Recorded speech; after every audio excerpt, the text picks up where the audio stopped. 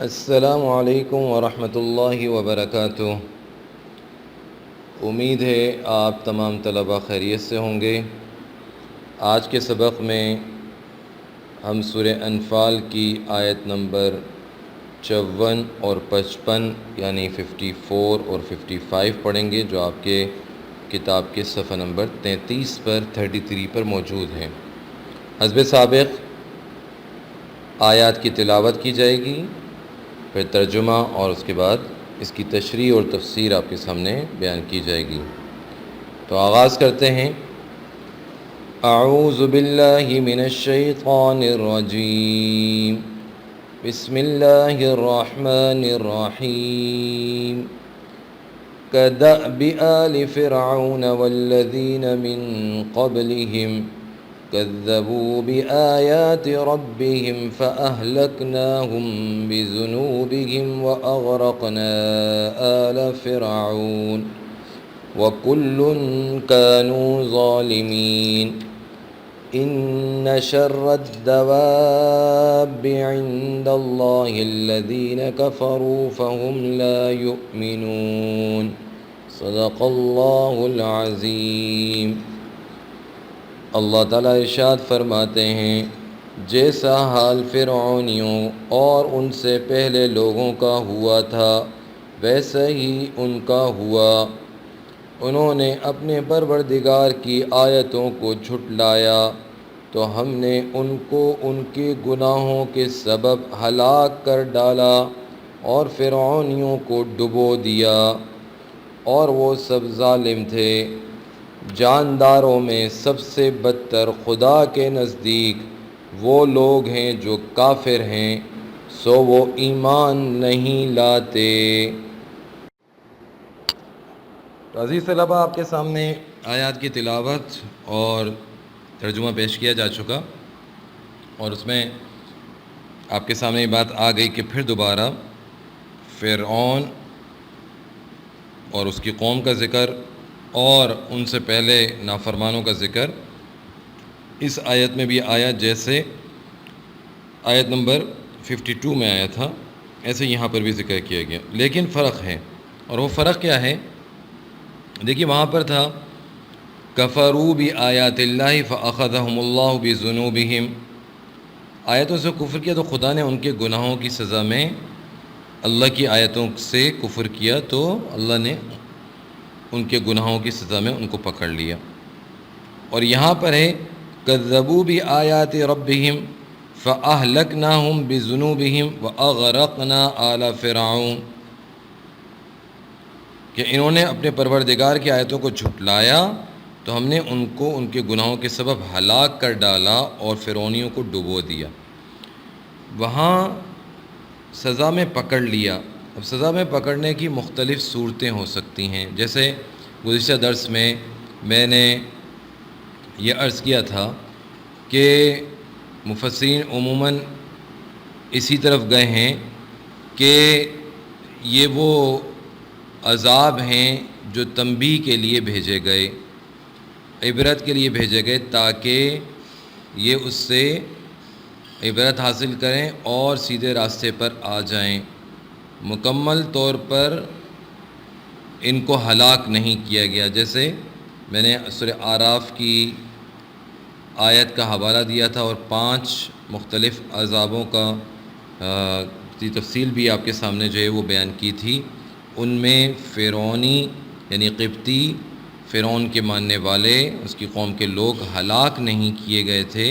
البتہ تنبیہ کے لیے، سدھارنے کے لیے کہ اب بھی وہ سنبھل جائیں، ان پر عذاب بھیجے گئے تھے۔ تو اس آیت میں تو یعنی آیت نمبر 52 میں تو اس طرف اشارہ کیا ہے کہ اللہ تعالیٰ کسی بھی قوم کو ایسے ہی اچانک سے ہلاک نہیں کر دیتے، بلکہ اس کے اوپر اس طرح کے بھی عذاب آتے ہیں جس میں اس کو تنبیہ ہو جائے اور وہ گمراہی کے راستے کو چھوڑ کر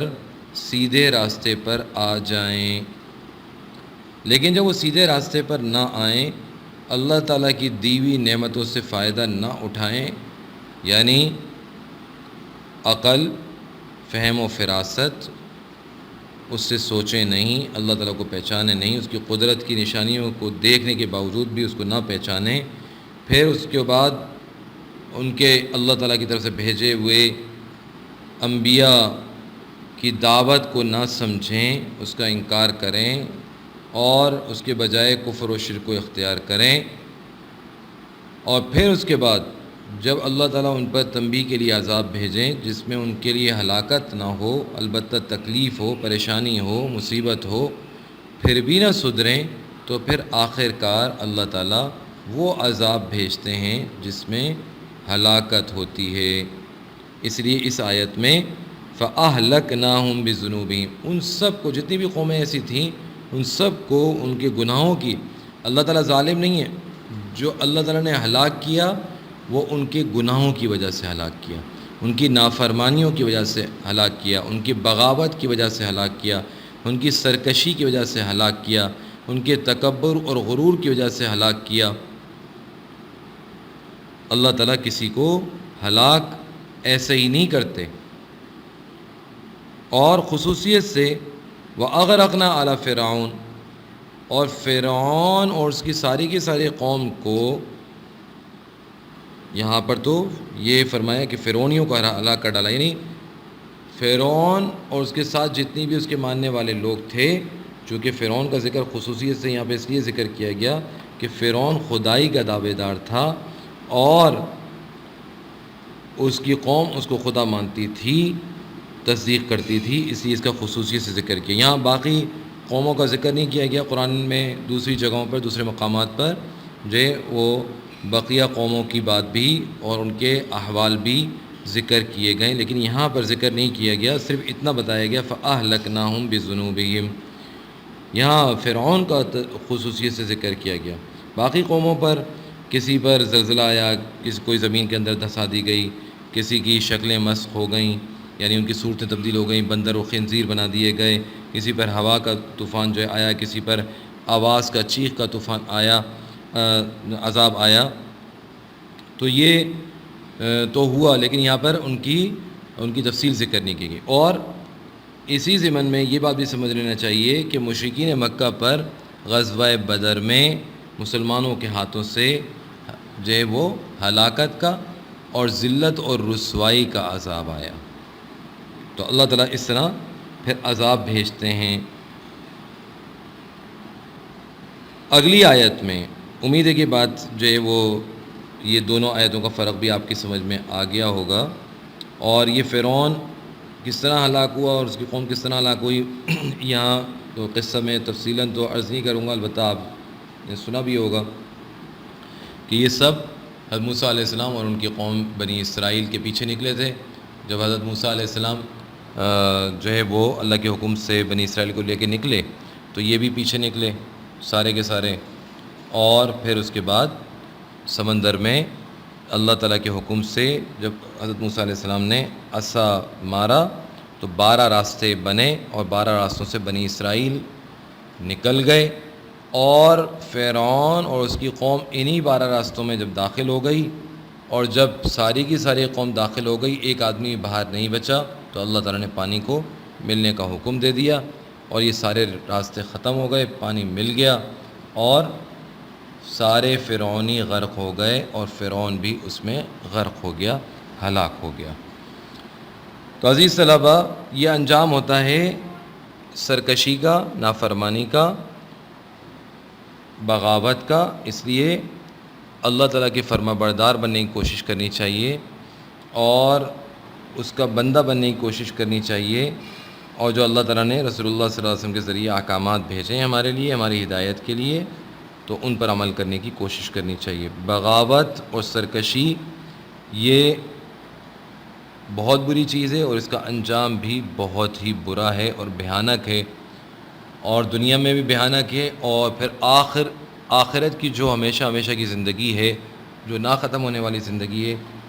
اس میں ہمیشہ جہنم کے عذاب میں مبتلا رہیں گے۔ اللہ تعالیٰ جہنم کے عذاب سے ہماری اور آپ کی اور سب لوگوں کی، سب مسلمانوں کی حفاظت فرمائے کہ ایک لمحے کا عذاب بھی ہم سہ نہیں سکتے، برداشت نہیں کر سکتے۔ اللہ اپنے فضل و کرم سے ہمیں اس سے محفوظ رکھے۔ آمین۔ اگلی آیت میں جو دوسری آیت جو تلاوت کی گئی اس میں اللہ تعالیٰ نے فرمایا کہ جتنے بھی جاندار جانور زمین پر چلتے ہیں، میں نے پہلے بھی عرض کیا تھا، یہ پہلے بھی یہ لفظ آ چکا ہے، دواب، یہ دابہ کی جمع ہے جس کے لغوی معنی زمین پر چلنے والے کے ہیں، لیکن عام طور پر یہ لفظ چوپائے یعنی جانوروں کے لیے بولا جاتا ہے۔ تو اللہ تعالیٰ فرماتے ہیں کہ جتنے بھی جانور ہیں ان سب سے بدتر وہ لوگ ہیں جو کافر ہیں۔ کیوں؟ اس کی وجہ کیا ہے؟ اس کی وجہ یہ ہے عزیز طلباء کہ جانور میں تو عقل اور فہم تھوڑا ہوتا ہے، بہت تھوڑا ہوتا ہے، لیکن جو شخص اس کے کھانے پینے کا خیال رکھتا ہے، جیسے مثلاً یہاں آپ دیکھتے ہیں کہ مختلف جانور پالے جاتے ہیں اور لوگ شوقین ہوتے ہیں تو مختلف جانور پالتے ہیں، تو جو جانور پالتے ہیں حتیٰ کہ شیر جیسا خطرناک جانور اس کو بھی سدھا لیا جاتا ہے، اور وہ بھی جس نے اس کو سدھایا ہوتا ہے مختلف سرکس میں جو ہے وہ یہ جانور مختلف قسم کے کرتب دکھاتے ہیں، تو یہ اشاروں پر چلتے ہیں اپنے سدھانے والے کے، حالانکہ اس سدھانے والے نے ان کو نہ پیدا کیا، نہ ہی وہ ان کا خالق ہے، نہ رازق ہے، صرف وہ کیا کر رہا ہے؟ اتنا کر رہا ہے کہ ان کو وقت پہ کھانا دے دیتا ہے۔ تو اتنی بات پر وہ اس کے اشاروں پر کرتب دکھاتے ہیں۔ ایسے ہی کتا ایک جانور ہے اور آپ اس کے ساتھ اتنا معاملہ کر لیں کہ اس کو تھوڑی سی روٹی ڈال دیں تو وہ آپ کا وفادار ہو جاتا ہے، اور آپ کے گھر کی چوکھٹ پر آپ کے دروازے پہ بیٹھا رہے گا، آپ باہر نکلیں گے دو ملائے گا، آپ کے آگے پیچھے پھرے گا، کوئی اجنبی شخص آئے گا اس پر بھونکے گا، آپ پر کوئی حملہ کرے گا وہ آپ کا دفاع کرے گا، صرف آپ اس پہ روٹی ڈالنا شروع کر دیں تو اتنی وفاداری وہ بھی دکھاتا ہے۔ اور یہ لوگ انسان ہوتے ہوئے جس کو سب سے زیادہ عقل، فہم، فراست سب کچھ دیا گیا،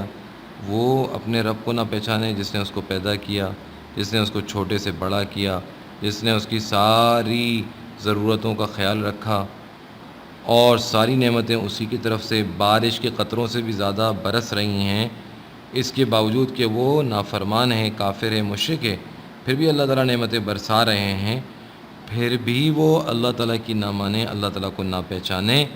تو پھر یہ جانوروں سے بھی بدتر ہو گیا، اور اس نے صرف اپنی زندگی کا مقصد کیا بنا لیا؟ بس دنیاوی زندگی کو بنا لیا، تو اللہ کو نہیں پہچانا اور اس کی طرف سے بھیجے گئے احکامات کا انکار کیا، نصیحتوں کا انکار کیا، تو پھر ایسا شخص واقعی جانور سے بھی بدتر کہلانے کے لائق ہے۔ اس لیے اللہ تعالیٰ نے ان کو جانوروں سے بھی بدتر قرار دیا کہ یہ کافر ہیں اور ایمان نہیں لاتے۔ اللہ تعالیٰ نے جو ایمان کی دولت ہمیں عطا فرمائی ہے، اللہ تعالیٰ اس میں مزید ہمیں ترقی عطا فرماتے رہیں اور اعمال کی توفیق عطا فرماتے رہیں، اور ہمارا خاتمہ دنیا سے رخصتی اس ایمان پر ہو اور اعمال صالحہ کے ساتھ ہو، اور اس حالت میں ہو کہ اللہ ہم سے راضی ہو جائیں، راضی ہوں۔ اللہ تعالیٰ ہماری دعاؤں کو قبول فرما لیں، آمین، وآخر دعوانا الحمدللہ رب العالمین۔ اگلی آیتوں کے ساتھ پھر انشاءاللہ حاضر ہوں گے۔ السلام علیکم ورحمۃ اللہ وبرکاتہ۔